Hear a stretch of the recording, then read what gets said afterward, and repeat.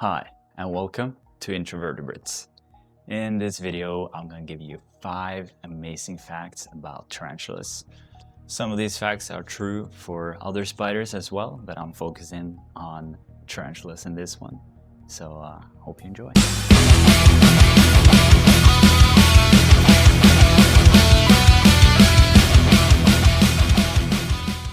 Fact number 1, hydraulic movement. So spiders and tarantulas, who are also spiders, they don't move in the same way as we move. They move with hydraulic movement. Basically, there's a fluid called hemolymph. You could call it like spider blood, tarantula blood. It's also true for other bugs, insects, and stuff like that. But you have this hydraulic movement. So this hemolymph is pumped through their body, and that's what makes them move. So that's how they do those slow, deliberate movement, but also how they get those bursts of speed, because it's all that hydraulic pressure just unleashes. So they can move very quickly in a very short distance. So yeah, that's how they move. It's pretty cool, huh? And another thing about that hydraulic function, you can tell when a spider is dead by how it's kind of curled up, like its legs curled inward. And that's basically because there's no more hemolymph, no more fluid pumping through their legs anymore. And they just kind of just bend in because of that. So yeah, that's how you know if a spider is dead. Fact number 2, long lifespan. A tarantula can live a very, very long time. Some species can actually live up to 30 years. Especially if they're female. Only if they're female, actually, because the males live much, much shorter lives. But a female tarantula can be over 30 years old. The record for the longest living spider ever is a Australian trapdoor spider, and it lived for 43 years. As far as I can remember, it was actually killed by a parasitic wasp. So who knows how long this spider actually could have lived. Your spiders might outlive your dogs and your cats. Fact number 3, spiders taste with their legs. So spiders actually taste with their legs. They have something called chemoreceptors, which is located on their legs and on their pedipalps. And their pedipalps are those short legs in front. They look like legs, they're not actually legs, but they look like little legs in the front. And the spiders can use this to handle prey and investigate their area.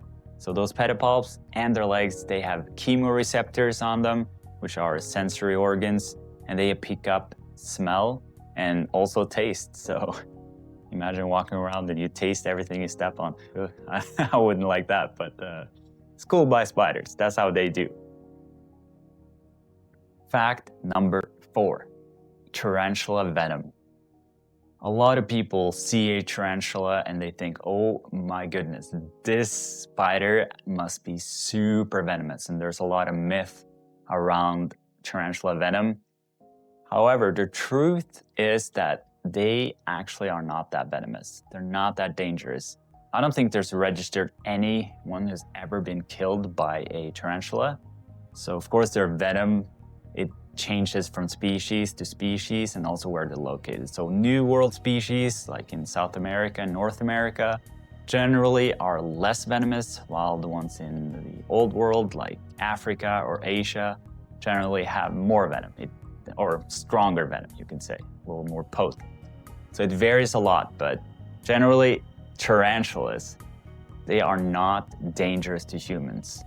And their venom is used to immobilize their prey, and it also is a part of their digestion. So when they bite a prey, it starts breaking down the insides of this prey species and liquefies it, so the spider can actually drink what's inside. So it's kind of like a really gross milkshake.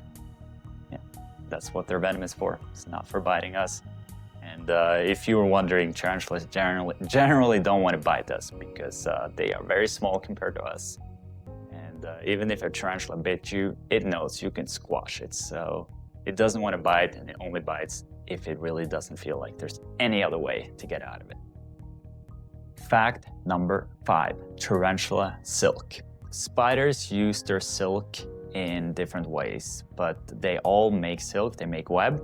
It all varies by which spider you're looking at. Certain spiders, they make big, nice webs, and those are generally used to catch prey. Tarantulas, they generally will use their silk to line their burrows. They can also put down little trip wires so they will sense if there's a prey species close by or maybe even a predator. They will also use it when they are molting, so they'll spin a little mat to molt on. And the males will use it for it's called a sperm web, so yeah, it's used for that. And the females will use it to create egg sacs. Tarantulas will also use their silk to contain their prey, so they make little prey balls as they're feeding on whatever they caught. So they kind of wrap it up like that. And yeah, the spider silk is just used by different spiders in all kinds of ways. But maybe the most amazing thing about spider silk is just how strong it is.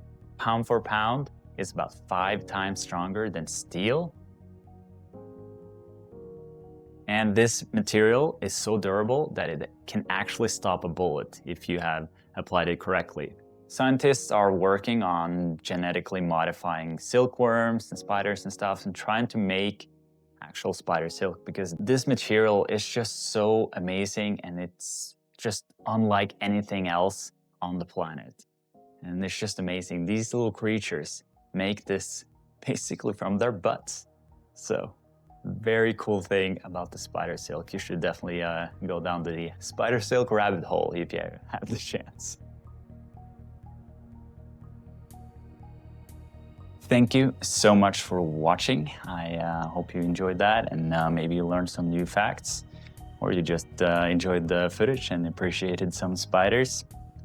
It's been a while since I did this kind of format. Honestly, I've had some real issues with my throat, so for about 3 months, I really haven't had much voice to work with at all. Luckily, it's getting better.